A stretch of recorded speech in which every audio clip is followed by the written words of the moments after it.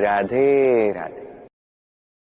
Good morning বন্ধুরা, তোমরা সবাই কেমন আছো? আশা করি ভালো আছো। আমিও ভালো আছি। আজকের ব্লগটা একটু অন্য ধরনের, তোমাদের একটু হলেও ভালো লাগবে। আর আমি আলপনা, আমার ছোট্ট পরিবারে তোমাদের সবাইকে স্বাগত ভালোবাসা জানিয়ে আমার ব্লগটা স্টার্ট করছি।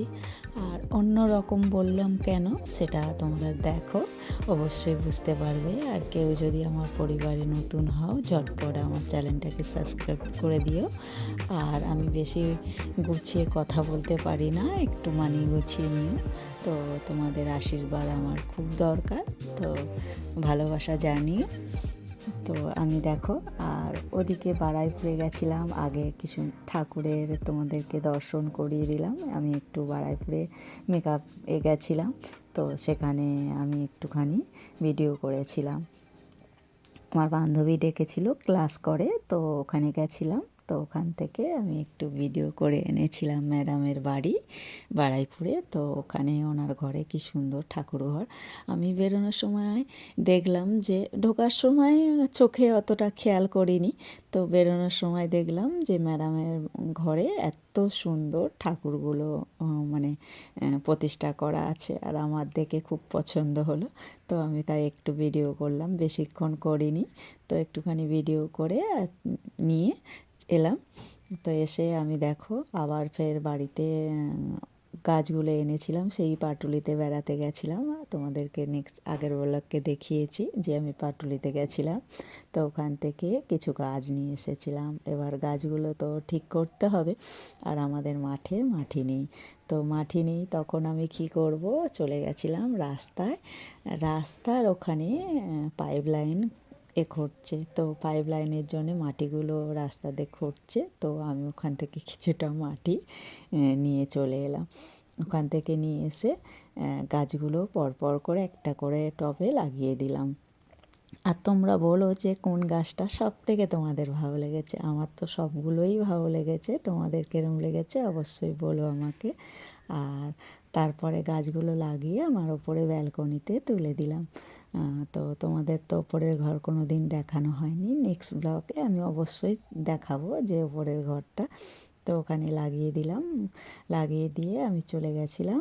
একটা আলুর ঝুড়ি ছিল আমার, সেই আলুর ঝুড়িটা জং পড়ে, মানে আলু রাখতে রাখতে যেরম হয়, তো ওরম পড়েছিল। আর সেটাকে নিয়ে চলে গেছিলাম ছাদের ওপরে। আর শীতকালের সময় একটু রোদ খেতেও ভালো লাগে নিজে, তো সেইগুলো নিয়ে চলে গিয়ে আর রঙটা করছিলাম।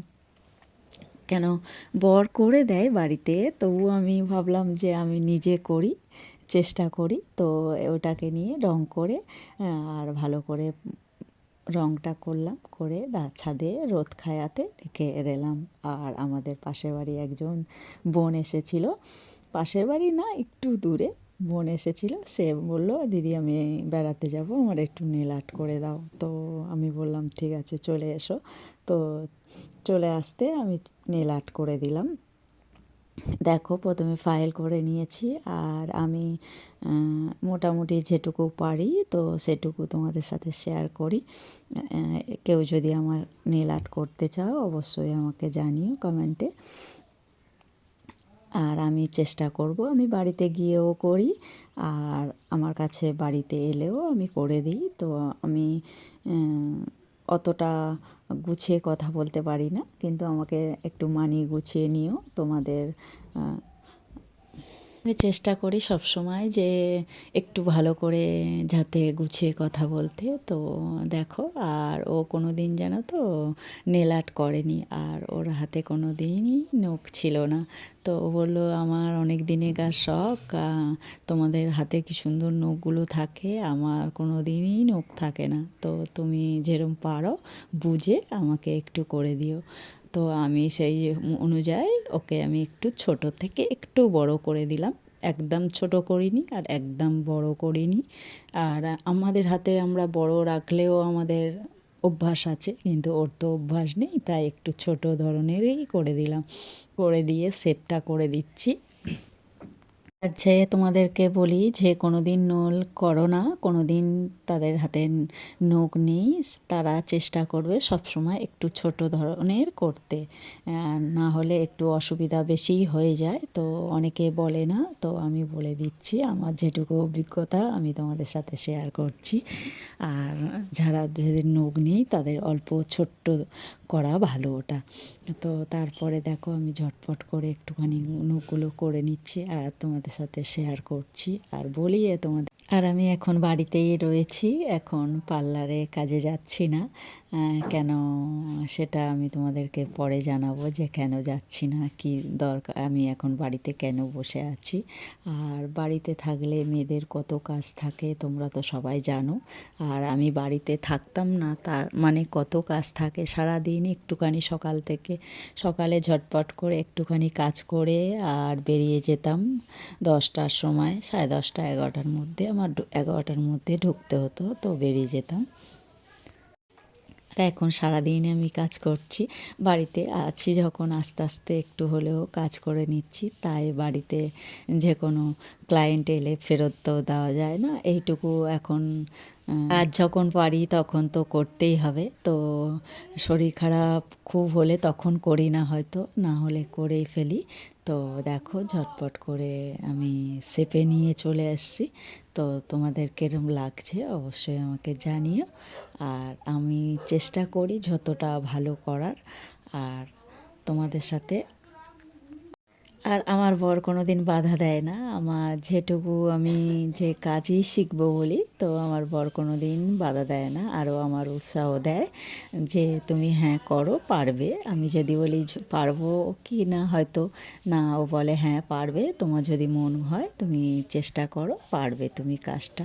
তো আমি চেষ্টা করে দেখো তোমাদের সাথে শেয়ার করছি। এটাও আমি মাত্র 2 মাস ক্লাস করেছি, করে আর আমি এটা কন্টিনিউ করি। তো দেখো এটা শেপে নিয়ে চলে এসেছি। এটা একটা গিটার দিয়েছি আর তারপরে ও নর্মাল করবে বলছিল, তাই আমি নর্মাল নেল পলিশ দিয়ে তাও একটা গিটার দিয়ে দিয়েছি। দিয়ে তারপর স্নান টান করে নিয়েছি, নিয়ে খাওয়া দাওয়া করে নিলাম, নিয়ে একটু রেস্ট নিলাম, নিয়ে সেটুকু তোমাদের দেখাইনি। তারপর বিকেল থেকে আমি তোমাদের ব্লগটা আবার স্টার্ট করেছি।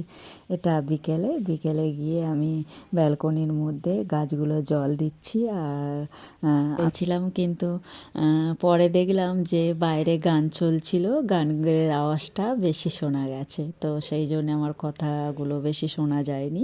আমি তোমাদেরকে জিজ্ঞেস করছিলাম যে আমি প্রথম বাড়িতে আছি বলে গাছগুলো আমি এনেছি। তো তোমরা যদি কেউ আমাকে গাছের সম্বন্ধে কেউ কিছু বলতে চাও তাহলে অবশ্যই আমাকে জানিও, কেন আমি অতটা ভালো জানি না গাছের কীভাবে করতে হয়। তো আমি যেটুকু জানি সেটুকু করছি, আর তোমরা কেউ ভালো যদি জানো আমাকে অবশ্যই বলো। আর তারপরে যে আলু ঝুড়িটা রং করলাম সেটা ছাদ থেকে নিয়ে চলে এলাম, শুকিয়ে গেছিলো, সেটা নিয়ে এলাম। আর এটা তোমাদের দেখাচ্ছি, আমাদের বাড়ির পাঁচিলের কোলে পুকুর আছে বড়, সেই পুকুরের পাশে দোতলা থেকে উঠে আমি তোমাদেরকে দেখাচ্ছি। দেখো বড় চন্দ্রবোড়া সাপ 2-3টে আমাদের ঘোরাঘুরি করছে ওখানে। ডেলি আমরা একটু আতঙ্কে আছি, কেন আমরা এর ডিপার্টমেন্টে ফোন করেছিলাম, তারা বলল বাইরে তোমার যদি ঘরে ঢোকে সাপ তাহলে আমরা গিয়ে ঠিক করতে পারবো, বাইরে আছে কিছু করতে পারবো না। তোমাদের আজকের ব্লগটা কিরম লাগলো অবশ্যই